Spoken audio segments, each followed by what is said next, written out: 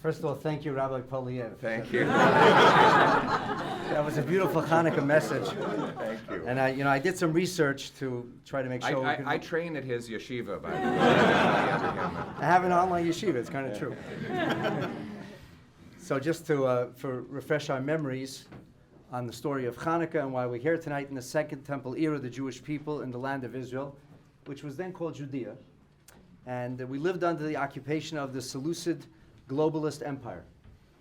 The Jewish people were so heavily taxed and oppressed by the people who occupied their country, and their personal freedoms were being increasingly taken away, and a housing crisis erupted. Thugs were free to terrorize the peace-loving population, and violent crime was spinning out of control. And just then, when all seemed lost, a populist revolution emerged. Multitudes of good, honest, hardworking citizens rallied to retake their land, believing that right would prevail over might. They chose a charismatic new leader who declared that state is servant, not master. He immediately rolled up his sleeves and began to push back against the self-righteous, arrogant overlords. His message that smaller government would make room for bigger citizens resonated and gained traction. And then the idea that people could have the freedom to build their own temple menorah businesses without impure red tape and unwanted interference caught fire.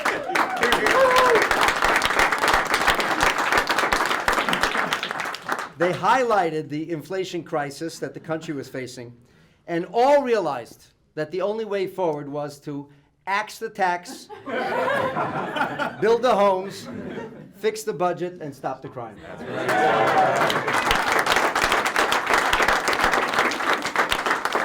The leader encouraged the people not to be daunted by endless delays, demonization, and personal attacks. Each time you live through a controversy, you strengthen, he taught. Leadership is not about power, but about influencing others to create positive change, he would say. By the light of our glowing menorahs, it will become clear to all that happiness is not found in material possession, but in meaningful connections and experiences. The message then went out into the countryside. Don't be a bystander. Stand up for what you believe in. Success is not guaranteed, but the effort is always worth it. The population was rightfully inspired by the idea that it was they who could cultivate their own personal prosperity and govern their own affairs as directly as possible. And in the end, with positivity and perseverance, by the grace of God, not government, the right overcame the might, and power was restored to the people. And to remind ourselves that we must never stop learning and growing, and that there is always room for improvement, we kindle a candelabra for 8 days, lighting an additional candle each night. If this sounds off to you, fear not. It is entirely off. And that is the point that I wanted to make tonight. You see, my friends, in antiquity, the Jewish people were faced with many, many challenges, and we had many extraordinary military victories. The Arnon Gorge in the days of Moses, the walls of Jericho that came crashing down during the leadership of Joshua, and the sun that stood still and allowed the Israelites to complete the conquest of their homeland. We had the miracles of Devorah and Barak, who defeated the Canaanites, and Samson, who slew the Philistines. There are no holidays for any of these miracles. Those are stubborn facts.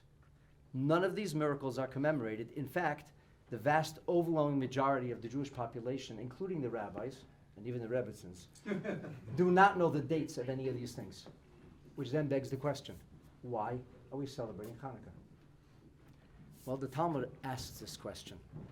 When the Talmud introduces us to Jewish rule and ritual, it doesn't give us the background. When you learn about Masechet Shabbat, you don't hear about God creating the world in 7 days and resting on the seventh. You hear about the technicalities of public domains and private domains. Yet, when it comes to Chanukah, the Gemara asks a question. My Chanukah, what is Chanukah? And Rashi, who is the indispensable interpretation of the Talmud, explains to us, Al eze nes kva'uha, why did they make this celebration? For what miracle? And the answer, the Talmud says, is when the Chashmonaim came to the Beit HaMikdash, they found that the Assyrian Greeks had defiled all the oil. Defiling the oil is not about grime or dirt or rust. Defiling the oil is the challenge to our belief in monotheism and to something that is supra-rational. They said, worship whatever God you want and live with your own self-determination, but don't tell us this mumbo-jumbo about soul and spirit. Don't talk to us about God and super-rationality. That's what we fought for. We didn't just fight for self-determination. We didn't just fight to reestablish ourselves in the land of Israel in a secular way. We fought to be able to express our faith and to kindle our souls. And so the Maccabees came into the Beit HaMikdash. They could have lit the menorah with other oil, but that would be a compromise. And they said we would have won the battle and the war, but lost in the end, because they won if we're lighting a menorah with impure oil. And so we didn't light the menorah with impure oil. We lit the menorah with whatever we had, and we left the rest in God's hands. And here's the amazing thing.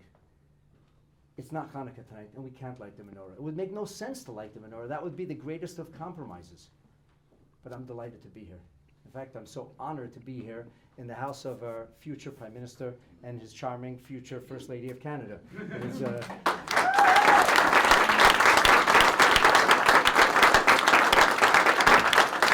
I'm not clairvoyant, but I did introduce Pierre Poilievre as an MP on June 10th, 2013. I have a video as the future Prime Minister of Canada. Wow. True story. True story. But I'm delighted and honored beyond to be here. And I'll tell you why. Because Chanukah is really about bringing it all home. I'm told, Mrs. Poilievre, that's your line. Bringing it home. That's right. Our sages tell us that Chanukah, for all of its publicity, is really about the home. Ner ish ubeito. It's the home menorah that counts. Yes, at the window and in the doorway, but in your home.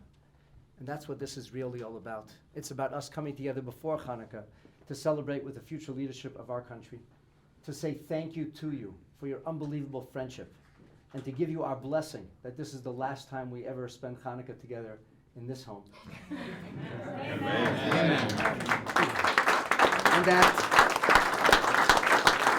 And that we remind ourselves, as we begin to celebrate Chanukah, we remind ourselves that we have to light the menorah. We have to light the menorah in my home. We have to light the menorah in your home. We have to bring it home. Thank you very much.